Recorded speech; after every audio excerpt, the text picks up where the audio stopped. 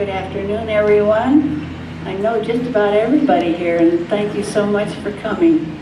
It makes me feel real good. Gives me goosebumps. Hi, Russ.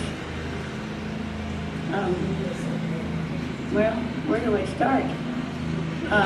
Well, maybe most of you know that I have been in Arcadia. Can you all hear me okay? Yeah. If not, just go like this or holler. I've lived in Arcadia since the 1930s. I'm the original corn girl from Carl's Sweet Corn. And when my parents passed away and didn't have the corn stand anymore, Bill, my husband Bill, he was working for Univac, and I wasn't working anymore at the corn stand.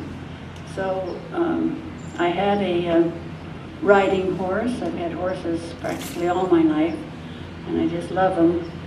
And to a friend of mine who owned the concession where they, with the horses, and at that time Santa Anita Racetrack had big horses pull the gate to line up the race horses, and then they had a nice, a lot of hackney horses pulling the carriages in her collection that would pull the carriages around to the different judges' stands. I don't know if I'm making sense, but anyway. So she had a horse and wanted to give it to a family that loved horses. So she wanted to give it to me, but I said, well, I'd rather, we'll have a bill of sale. She says, oh no, we don't need that. But I finally got her to sign a bill of sale for $1. And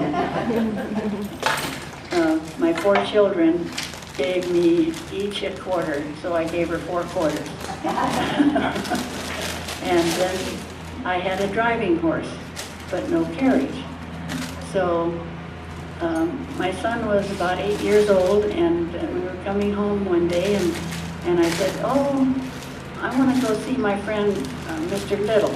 He lived in Monrovia, and he used to have a 20-acre stable on Mountain Avenue and Dory Road, I believe. And I knew him since a little girl. So and he had some carriages. So we drove in and we talked about the memories, and I said, I'd like to know if you will sell me a carriage. And he says, well, yeah, my children aren't interested in them, and President Kennedy has been assassinated, and then Martin Luther King, and so he said, let's go out to the barn. So we went out to the barn, and he showed me his collection, and he says, which one do you want to buy? And I thought to myself, I want to keep the family together. And that little carriage right over there, I said, I'll buy that one. How much do you want? And he told me, and I just took a deep gulp and a sigh, and I said, well, I'd like to buy that, but it's on one condition.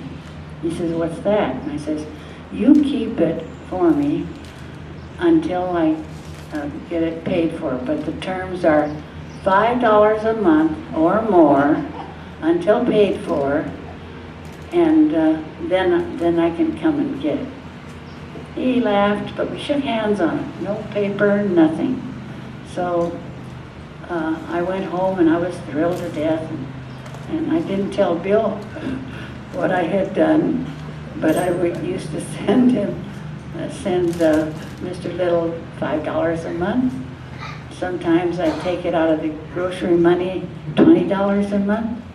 And of course, when Bill would balance the checkbooks, he'd say, after about a year, he said, what are all these $5? And who's this Mr. Little?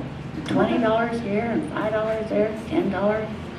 And I says, well, and then the next day, it was my birthday, and Bill came in the house and he says, who's this Mr. Little? He's driving, backing into our driveway, and he's got a little carriage on the trailer. And I says, oh, I said, I haven't finished paying him yet. And so I didn't know what to do between Bill and Mr. Little, and anyway, I went out there, and in the meantime, Mr. Little had told my husband, he said, my wife got real angry at me for selling your wife this carriage. She said, you asked too much money for it. So take it over there to Arly, and she's got a driving horse right now. So Mr. Little made with pieces of leather that he had, and from his harness horses, made me a harness and a bridle for Bobby, our first driving horse. And the carriage was all paid for.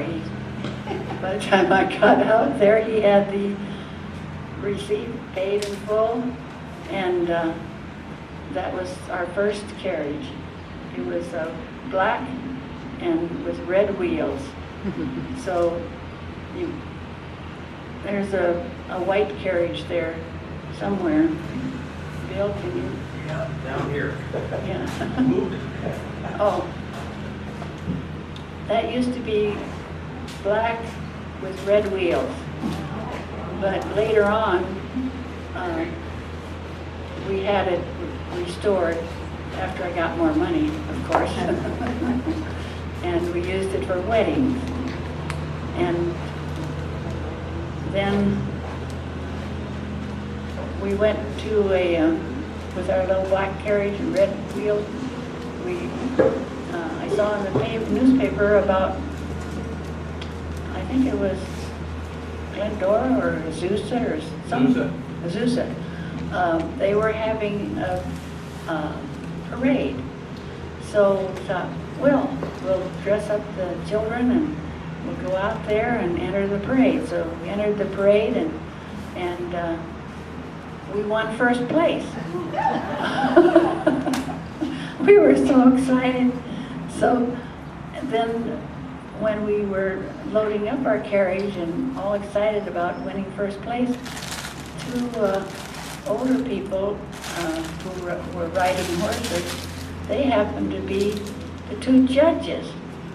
And they said, we've never seen you before.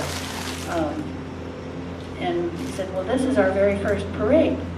So they said, well, would you like to go to more parades? And we said eagerly, yes. So they gave us a list of parades that were all over Southern California. And of course, we were so excited, and Bill was still working for UNIVAC. And so practically every Saturday, we would submit an entry to a parade, and we just went to parades, and the family was all together, which I was real happy. We used to rent horse trailers, but I saved $25 here and $25 there until I was able to buy a horse trailer. Otherwise, we'd have to rent them. And then, what happened next, Bill? We won the California State Championship in the parade era, and we just traveled every weekend to the different parades. And then a lady from our church called us up, and she says, oh, we've seen your cute little carriage, and our daughter's getting married on such and such a day. And she says, we would like to have you and do her wedding. I said, well, I can't do it for free anymore. she says, oh, I was expecting to pay you. How much do you want? I says, I don't know. I'll have to ask my husband. And so, anyway, I called. Oh, she called me back that afternoon. I was on cloud 9 in the morning when she called, but in the afternoon she says, I'm sorry, Arly, my husband doesn't want to have anything to do with your carriage for our daughter's wedding. So then I was down in the dumps. And I'd wait till Bill got home. And then Bill knew this man from church. And he says, oh, I know him. He says, tomorrow you go down there and you take a ride. You'll always like to drive your carriage anyway. Just go down there and tell him that you want to give him a ride. So I went down there with my little carriage. And he was luckily mowing the lawn. Those were the days when people didn't hire gardeners, but the men usually took care of their yards themselves. And I was real happy that I didn't have to get out and go to the door and stumble around asking him to go for a ride. So he came out, and his wife and daughter came running out, and I says, I'd like to take you for a ride. And I said, just get in. He says, oh, I don't want to ride. Take my 90-year-old dad for a ride. I says, well, I will if you come with me so you won't fall out. And so he says, oh, all right. And so the mother and the daughter, they were all happy. And I was happy too. So he and his 90-year-old father got in, and we went for a couple blocks down, and of course his neighbors that he all knew were mowing their lawn. They said, oh, hi, hi, hi. And they were happy, and I could tell that his father was real happy, and he was starting to smile. So I thought, well, maybe he'll do let the daughter have the carriage after all. I'm thinking that, hoping that that's for real. So we get back to the house. He gets out, and the mother and the daughter, they're looking at him all excited, and he says, oh, go ahead. So that was our first wedding at Holy Angels Church. And then the groom didn't like it, and he was grumpy, and all the photographer gave us a bunch of pictures showing the bride real happy and the groom, grouchy, not even smiling. So anyway, the bride gets in and the groom reluctantly gets in, and we take him down Baldwin Avenue past Henshaw's, and because they lived down the street, and we could take them from the church to their home, to the parents' home where they had the reception. And the groom stops. He says, stop, stop. And so we always had a safety escort vehicle.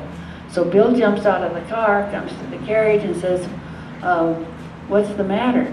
And the groom says, this is the best ride I've ever had.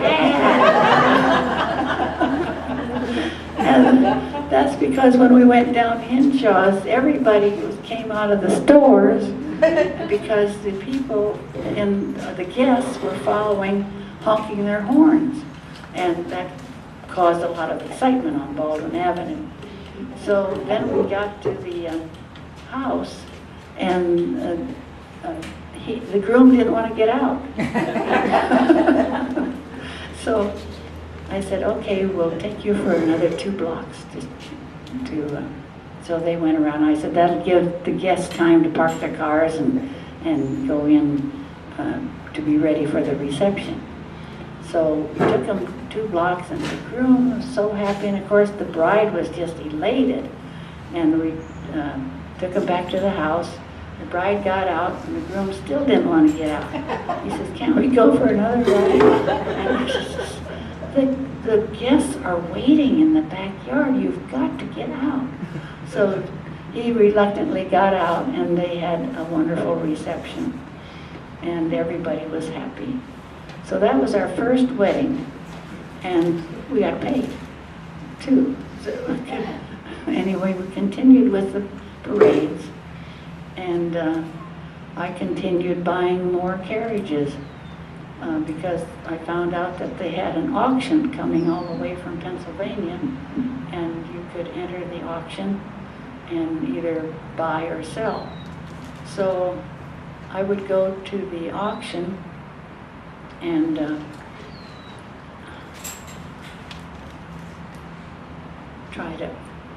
I'd look the carriages over and see some more, and I would buy some more, one more carriage. And I don't think Bill liked it too well because he was working, and I wasn't working, but we were spending money going to all different parades. So finally one day Bill says, you gotta get rid of your horses and your carriages. And he says, or find out somehow that they can at least earn their keep.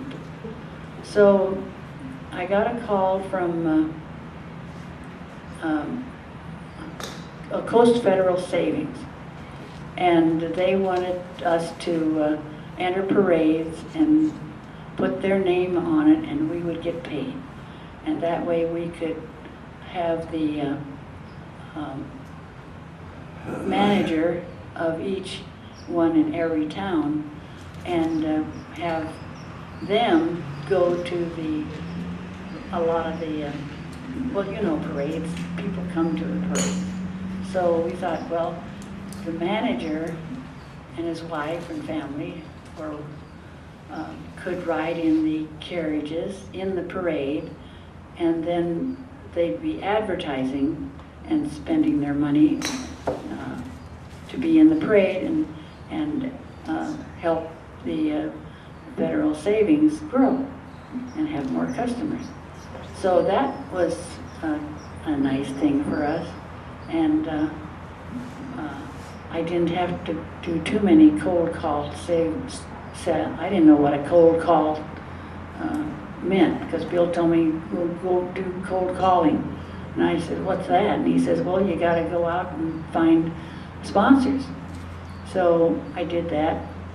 And then we were, I don't know in how many parades, we just, and after that, when the contract ended with Coast Federal, then we were called and had sponsors to in different parades.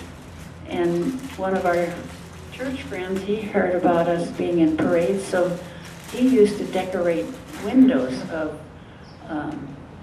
large, like Buffum's and all those big stores downtown LA.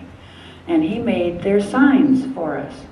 And he didn't charge us. He says, oh, just go ahead and do that, Arly. I enjoy making the signs for you. So we got all these nice signs for free. And so then we were entered into, I don't know how many parades we went into. It was just hundreds and hundreds. They're all over Southern California.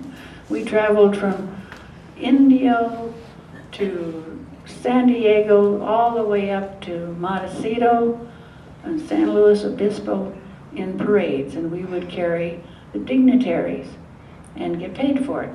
So, and in the meantime, we would get calls for bride and grooms. Our wedding business started.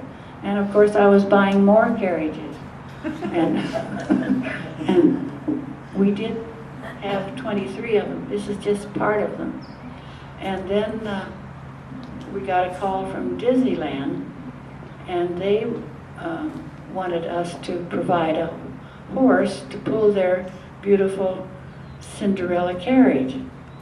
And we did that for 12 years. And that was a lot of fun. We had to reserve our contract with them is that we had to reserve, they would call us and put a hold on a date and time for a wedding in their beautiful garden in Disneyland. And then they would call us or fax us. By that time I'd bought a fax machine. And then we'd put a hold on it, and then they would fax us and say it's a yes. And then we got paid for that. Then we would, if we got a call for a wedding from our wedding business or parades, we'd have to look on the calendar and say, oh, I'm sorry, we're already booked. So that, it was a very, very busy time. And we were just coming and going, and we're doing, I think we had 6 horses at that time. And I was able to save enough money to buy a custom horse trailer, 2 horses and a dressing room. And this is the way we dressed at this picture right here in our costumes. And we would always say safety first, so we'd always have a safety vehicle. We would put slow-moving signs on one on the back of the carriage, and then 2 of them. I think we had 2 slow-moving signs on the back of our truck, and that would follow us, follow the carriage down the street. And people would get so excited with seeing the bride and groom riding in a carriage, and they'd honk, and just like the first wedding we had, then the bride and groom got a lot of attention from strangers, and that made them happy. And our family, I taught all of our family how to drive the horse in the traffic. And believe me, it's not fun driving a horse-drawn carriage in the traffic. Cars go by 35, 40 miles an hour, and we're only going 1.5 to 2 miles an hour. So, but once the traffic caught up with us, and they would see what the excitement was, and of course the guests would be following, and it was wonderful. And I see some of our guests here today who hired our carriage, and then Betty, she wanted to do a wedding with her daughter, and we were already booked, and I was so sorry. Arlene had one. Arlene had one, and I've given Gail a ride one. And wonderful memories. And so then, where was I? How am I doing on time? I don't know. 20 after. Oh, I got 10 more minutes. About 30 after. Huh? 30 minutes after noon. Oh, it is already? I'm done? Oh. Another 10 minutes. Oh, another 10 minutes, okay. I hope I'm not boring everyone. So, where did I leave off? I've gotten 2. You You were telling who you had done weddings for. Yeah. Oh, then I must tell you something. I think it's funny, but Bill at the time didn't think it was funny, neither did our son. It was going to be Christmas time soon, and Los Angeles was having a parade of lights. But every unit in the parade had to have lights on. So I went out shopping, and I thought, gee, it would be nice to have the Surrey with the fringe on top. It's in there somewhere. And have it all lit up with lights.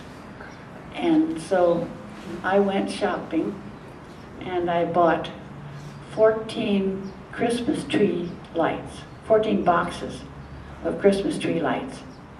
And of course we already had Christmas tree lights for our Christmas tree, but I wanted these 14 lights to go on the carriage so we could be in the Parade of Lights parade at Christmas time. And So Bill happened, I hit him behind the draperies in the front room. Bill happened to go in the front room and open the draperies, and there were the 14 boxes. He says, comes to me and he says, "Why did you buy 14 boxes of Christmas tree lights when we already have Christmas tree lights for our Christmas tree?" And I was stuttering and and awing around, and I said, well, and I finally got out about we're going to be in the parade of lights, but every unit has to have lights on. He says, well, the wheels go round and round, and you have to plug the lights into the electric plug. How are you going to have a long cord in the parade? I said, oh, I hadn't thought about that. So I says, what'll I do now? And I said, I don't want to take him back. I really want to be in the parade, because we're supposed to carry Dorothy Chandler and Gregory Peck as Grand Marshals. And so Bill thought a moment, and he says, I know someone who will figure it out. So we called up, he says, you call him and tell him that you're going to take him out for coffee and breakfast at Jerwin's, and I'll go with you. And so I called up our friend Bill, that's Ruth Reeder's husband, and we went over to Jerwin's the next morning for breakfast, and Bill was there, and Bill told him what I had done, and he just laughs, and he says, well, then he explained everything to Bill, how to do it, but you got to buy a car battery and take your car battery with you in the carriage. So for the next many, many days and nights after Bill had come home from work, he and our son would be at the kitchen table taking apart all these 14 boxes and rewiring them so that they would all fit on each wheel of the carriage, and then up the brackets that held the fringe top, and the battery.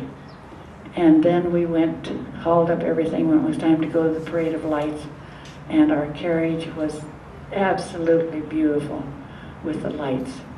Unfortunately, I couldn't find the picture that had the lights on for you to look at. Arly, what did you do about the wheels going around? Well, I went to a place in El Monte that sold rubber bands, and bought boxes and boxes of blue rubber bands, and we would put rubber bands around the lights and the flowers, and then our son had a wire going to the car battery that we had covered up with a black cloth so that the parade spectators wouldn't see what the battery was in there for. And then we had lights going along the shafts where the horse fits in on the shaft, and then up over his back and down his neck. Basically, we had to make a special disc going around so that as we went around, there'd be a friction going across all the time that would connect the battery. So you couldn't take the cord, from the wheels to the... That's what I... I figured that out. It's a special thing that had to be made just right. Oh. No, I said it wouldn't connect properly, and you wouldn't have the lights. The lights would go on and off, on and off. Did you figure this out? Between me and I think Bill Reeder, because he knew a little bit about electricity and told me what to do. So we just made it. Amazing. Yeah.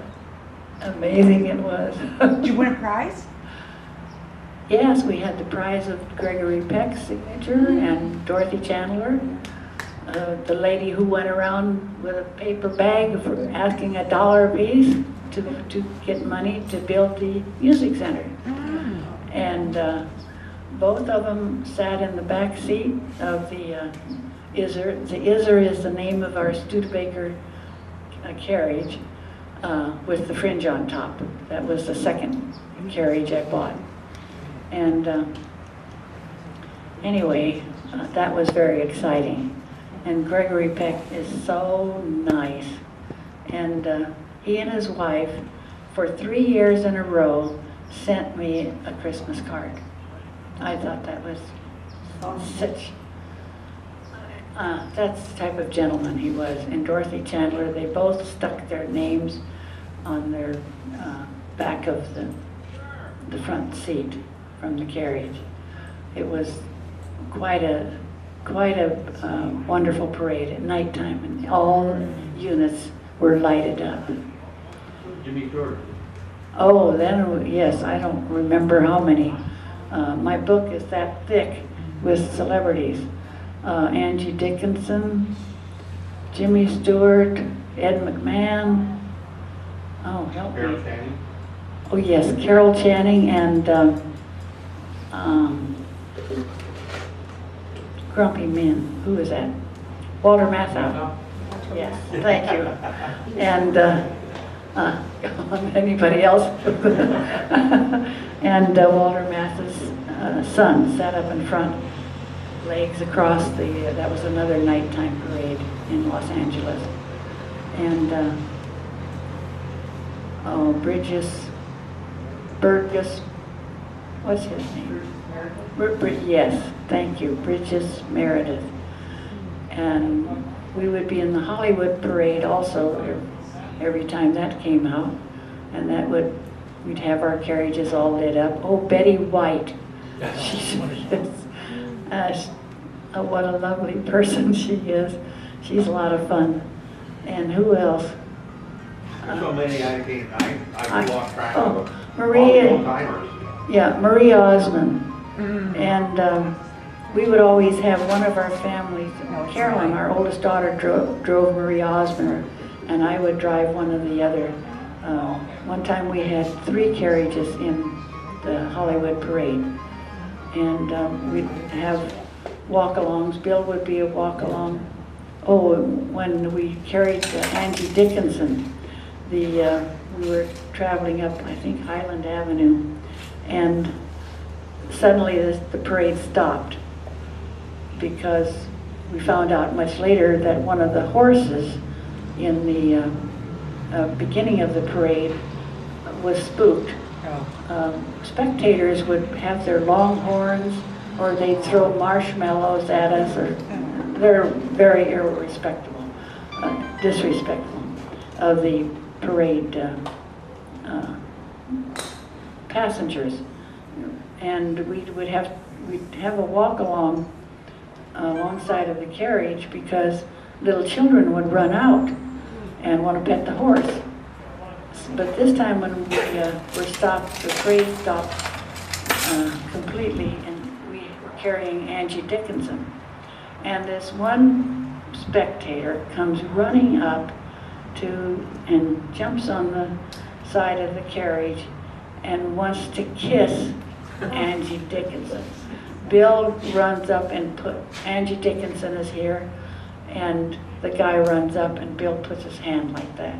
He says, "Do not get off of this carriage and leave her alone." He said something like that, so the guy got off. And President Kennedy? huh? What? Was it President Kennedy? It's a good one. No, it wasn't President Kennedy, it was just some bum. And so Angie said to Bill, she says, "Oh, thank you." She says, "You know, we're celebrities and we're supposed to be nice, but sometimes it's hard to be nice." And then that was the incident with Angie Dickinson and Marie. Oh, no, I forgot her name. Osmond, thank you. My memories get cluttered. Marie Osmond was our daughter Carolyn was driving, and the horse with Marie Osmond, and one of her brothers was sitting up with her in the driver's seat. And Denny, our son, was the walk-along safety person. And here comes this guy on a motorcycle and wants to get on the carriage. Such a stupid person, riding his motorcycle. And Denny tells us all about this when we get home. And so a policeman, he says, I was telling this guy to get off. No, it was a person on his legs trying to get into the carriage. And the motorcycle man on the policeman on the motorcycle went up to him. Denny was telling him to get off. The policeman was telling him to get off. So finally, the man was one leg on the running board of the carriage and his other leg hopping along, trying to find a place to grab to get on to be with Marie Osmond. And the motorcycle policeman, he went up, like this is the carriage, and he went like this and got him in the leg and with the front wheel and knocked him off. So those are just some of the incidents along what happens. Arly, not to tell you what to talk about, but I found when I had talked to you before, have you told them about your experience with the Rose Parade when the horses came out of the, I found that to be a totally, Oh, I forgot. that was a wonderful. Oh, I completely forgot. Thank you for reminding me. I'm overtime. Oh dear. I have a picture there of the, I think it's the Farmers Insurance float, where there's a band in the front, and I'm driving the horse and carriage inside. You want one where you go inside? Yes. Oh, okay. Inside the float. I think that's the one. This is the carriage right here, going inside this float. They tried this several years earlier, and what's the name of the street in Colorado? It was Orange Grove. When they made that turn, the carriage crashed into the float. Oh. So that was the end of that carriage. So the gentleman, the owner, I guess another float director or owner, wanted to do a similar situation. So so we had a meeting, and between the two of us, we actually designed this float so that Arly can go in, and I'm hiding back here in the bushes someplace. Can't see me. And she has an earphone, and I have a little speaker. And she would get in, and I would say, go, because she has to keep her eyes on the horse. She can't look at the horse and look at the rear wheel to see if when she's making a turn, where that wheel is. So I had to watch the wheels, and she watched the horses. And I said, go a little bit to the left, go a little bit to the right. We made the turn, and we did the whole parade going in and out, and it was nothing but oohs and ahs all the way up and down the parade. Her going in and out of that. I want to tell you what the governor did. I listened to the band, and they'd sing Oklahoma, and I'd wait until I was inside the float, and I'd wait until the lady, and now I'd like to introduce you to Governor blah blah blah of Oklahoma and his wife.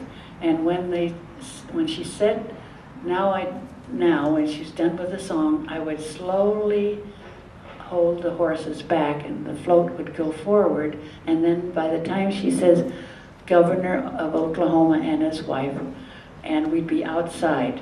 Did you show them that, where we were outside the float? Yep. Yeah, And, well, yeah, it shows you they're coming out now. and the crowd just went crazy.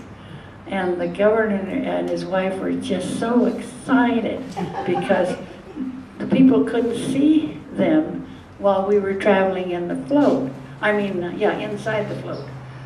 But when we came out, right on time, when the band singer would introduce them, he would and the crowd went wild, which was very exciting. And so then I'd go back into the float again. And then they'd start singing their song, and pretty soon she'd start singing Oklahoma again, and we'd do the same thing, all the 5.5 miles. Oh, my And, word. and the crowd would just scream. And so it was real nice because the governor and his wife are just ecstatic. And so he reached over and he says, Arly, let's do it again. I said, I will, as soon as she starts singing Oklahoma. And I said, I have to time it just exactly when she wants to introduce you. And he says, oh, I get it. Okay, well, let's do it again. So by that time, she had sung, and was introducing him again. That was very exciting. All the Rose Parades were very exciting. You forgot to tell them, Arly, that they tried finding somebody to do that stunt. Nobody would tackle it at all. Arly was the only one. And how many times you had to go over there as that was being built and put the horses in there and get them used to it so that they weren't Oh, foreign. yes, we had to go over to the, where they built the float and had to get the horses used to it because it rattles, the float. That Was float it would the rattle. University of Oklahoma that was playing the Rose Bowl? That they were so excited about the governor of Oklahoma? Probably.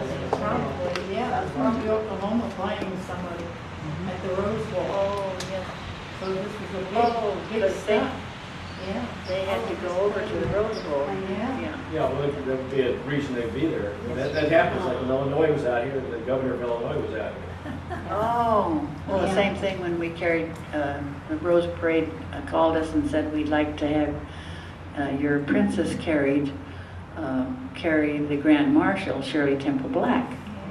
So that was very exciting. And we had to take the carriage over there, excuse me, 3 weeks before the Rose Parade and leave it there because they were flying fresh flowers in from Holland to decorate the carriage. So we took our by that time we had 2 beautiful white horses, pink skin, dark blue eyes, and white, completely white horses teamed up to pull Shirley Temple Black. And she had her, we met Mr. Black, and Shirley had her daughter, I can't remember her daughter's name, and granddaughter ride also in the carriage. And they had Shirley Temple Black. We didn't carry her from the Tournament of Roses house to, from the house, that was the start of the parade. But Shirley Temple was up there prior, they had a program prior to the parade starting. And so from the tournament house to the corner, just before the corner, was Shirley Temple. So when we started from the Tournament of Roses house, we got on Orange Grove Avenue, but we didn't have Shirley or the daughter or the granddaughter. We were riding empty. And Carolyn, our oldest daughter, was also riding with me, but Carolyn was nowhere to be found. And so, so I got called Barbara, our youngest daughter, but she wasn't in costume. I says, come on up here and ride with me until we get to Shirley. And because they had told me, you have to go. And I says, where's Shirley? And they says, well, she's up there doing a program prior to the parade starting, but you're in the parade has started, so go. So I said, Barbara, get in the carriage with me, because I wanted a second driver, because I knew the crowd was our crowds, and I needed somebody there. And then I think you were walking, one of the walkers, and there was another walker, our former son-in-law, he was a walker there. 2 walkers with the horses, and then they would have 2 white men, tournament men dressed in white at the rear wheels. And Barbara says, I'm dressed as a helper. And I says, just be quiet and smile until until Carolyn shows up. I says, I don't know where she is, but she'll find out that we're gone from the tournament house, and we'll catch up with us, hopefully. So anyway, we got, where's Shirley? Where's Shirley? You don't have Shirley. And they threw marshmallows at us, and they blew horns at us, they threw hot dogs at us, and all the way from the tournament house up to just before the corner where we would pick up Shirley.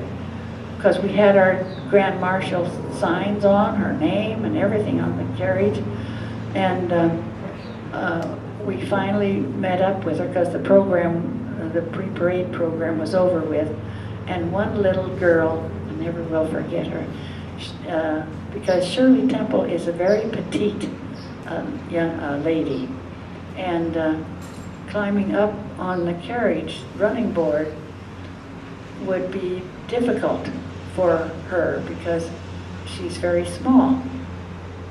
So this little girl and her father were coming along with the carriage, and she had a stool, her little stool that she had sat on and watched the parade, the little girl. So we get up to Shirley Temple, and the spectators are quiet, and Shirley, the little girl says to Shirley, would you like to step on my stool to get in the carriage? It was so sweet. And Shirley thanked her and gave her a big hug, and climbed up in the carriage, and then her daughter came and her granddaughter, and then we were off to turn around the corner. And of course all the TV cameras, and we had been in the Turner of Roses parade for quite some time, and Carolyn and I, the first parade, that was, Bill, you can get that picture, where I'm On the Shirley Temple or what? well, There's three of them up here. the What are Shirley, we talking about? I'm talking about the Shirley Temple. Did you get Shirley that? Temple is this one. Yeah. It's hard to see if they put so many flowers. Shirley Temple is right there, but there's so many flowers it's hard to see her. Now, And, she was in that parade 3 times. Yes. Yes, she Did was. you carry her all 3 times? No. When she was little? No, not when she was little, because I was little also.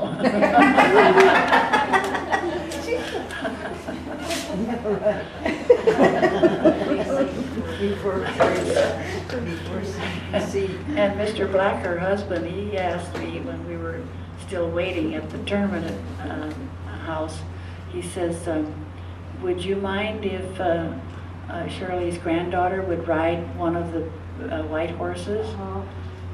And I didn't know what to say. I says, why don't you talk to my husband about that? Because I knew that Bill would know how to say it nicely. And so Mr. Black went over and asked him, and then Bill told him in a nice tone that that would not be safe because it would interfere with the lines of the driver. So Bill is always my helper because when someone asks me to do something or a question, I can't think for a moment, so I'll say, Bill. And then, so we went around that corner. Oh, I was talking about when Carolyn, the first Rose Parade we were in, that's when I had to simulate pulling the coach with the horse and carriage. That's the one with that big white rose painted on the asphalt. Oh, that's beautiful. No horse would walk across this big rose when they first put it on.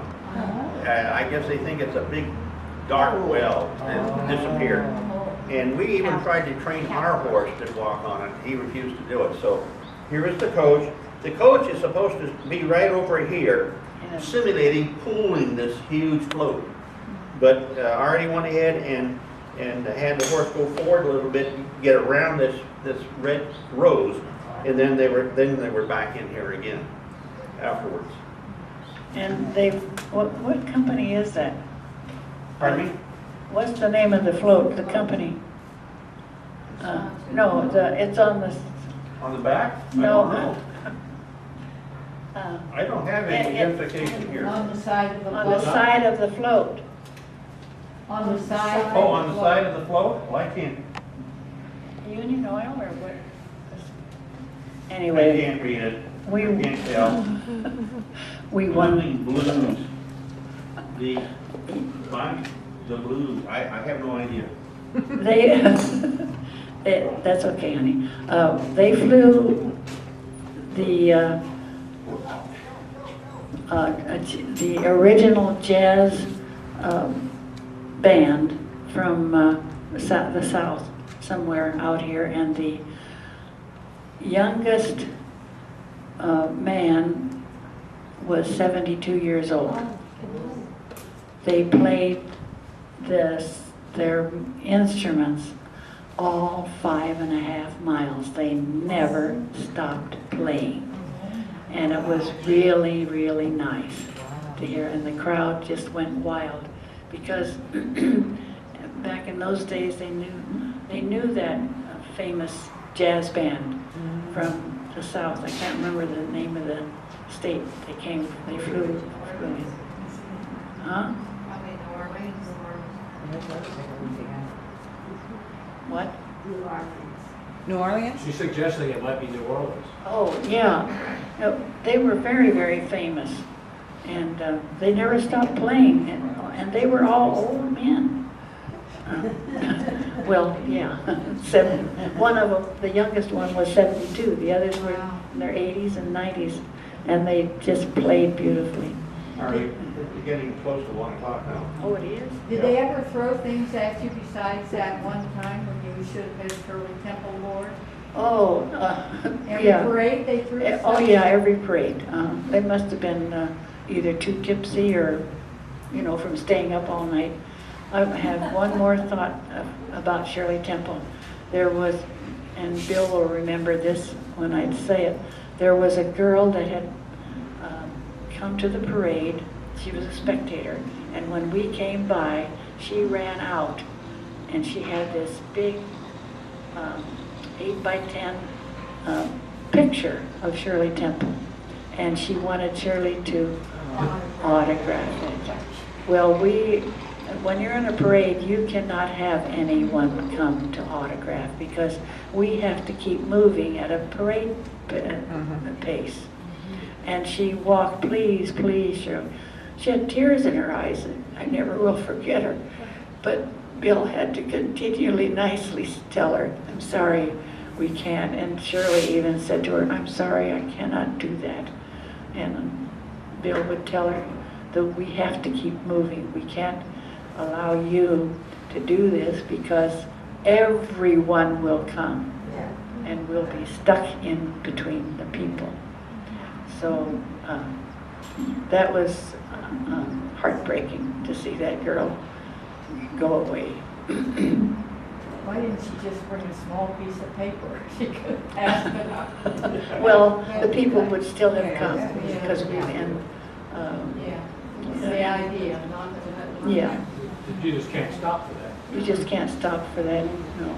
It's just unsafe, even in the smaller parades. Or some like that. advantages to being a non-celebrity. Yeah. And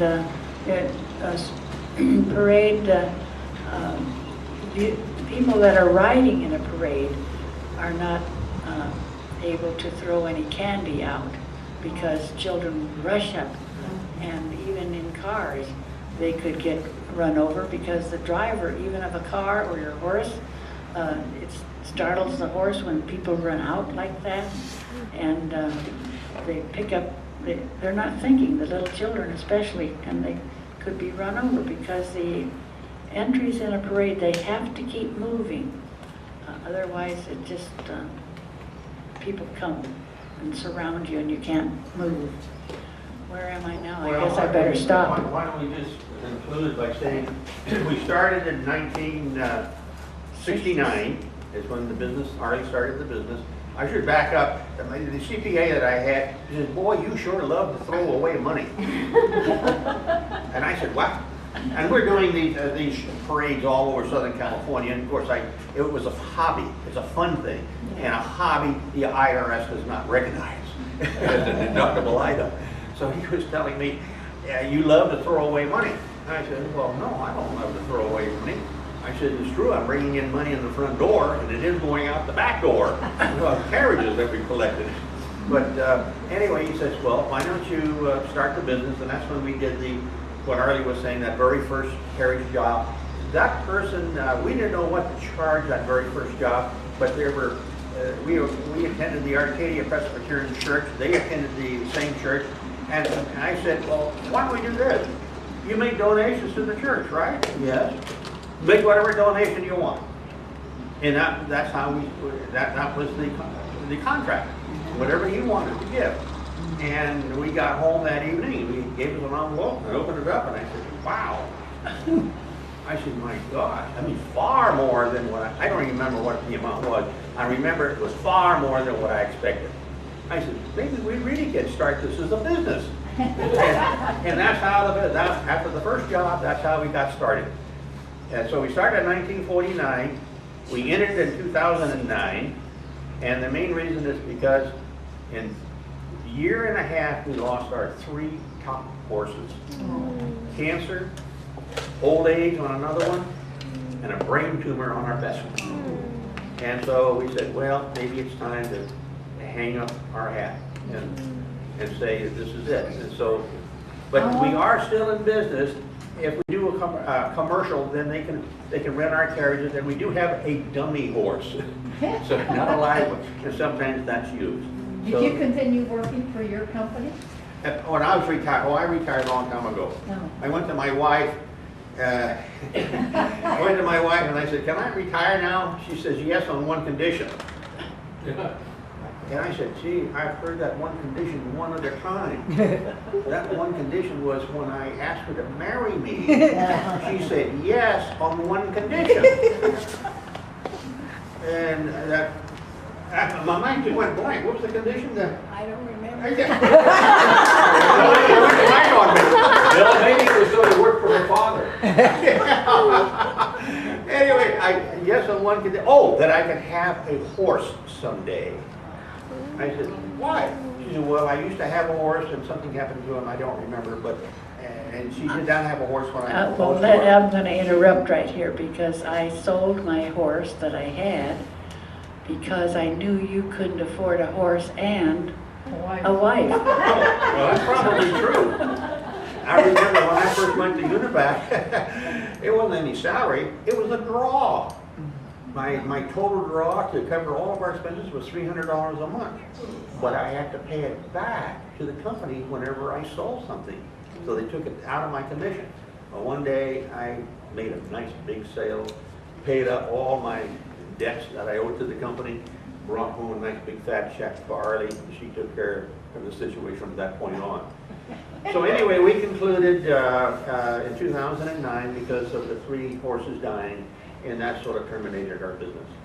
So you have any further questions? I know you've been here a long time. What year did you start then? In 69 to 2009, 40 years. So after 40 years, we said that's enough time. And we've carried so many dignitaries, it's unbelievable. I used to keep track of all, I had a book, and I kept, finally I just gave up. We were just asked, we've done hundreds and hundreds of parades, and then that led into thousands of weddings. And we'd have 3 crews, 2 people on each crew, a driver and attendant. And we sent out 3 crews in the morning, 3 crews in the afternoon, and sometimes anywhere from 1 to 2 crews in the evening. And on every Saturday. I got to interrupt you here for a minute. The horses, our horses would go in the trailer when we would first do the first wedding, and then we'd do that, and we'd go to another wedding. They'd get in. They were a little reluctant in the second wedding. And then when we get After to the third wedding, they would not back out of that horse trailer regardless. They were not going to pull any more carriages. they turn around in the trailer and look at us and say, I'm not getting out, we're not home yet. So any questions for Arly? Anybody have? 'Cause Wait, it's a long time. Just You've a been waiting a long time. comment, to ride in one of Arly's carriages, you felt like a dignitary. It was wonderful. Thank you. Gail and I have done it That's very several nice. times. Thank you. I Thank you, can't- Arly.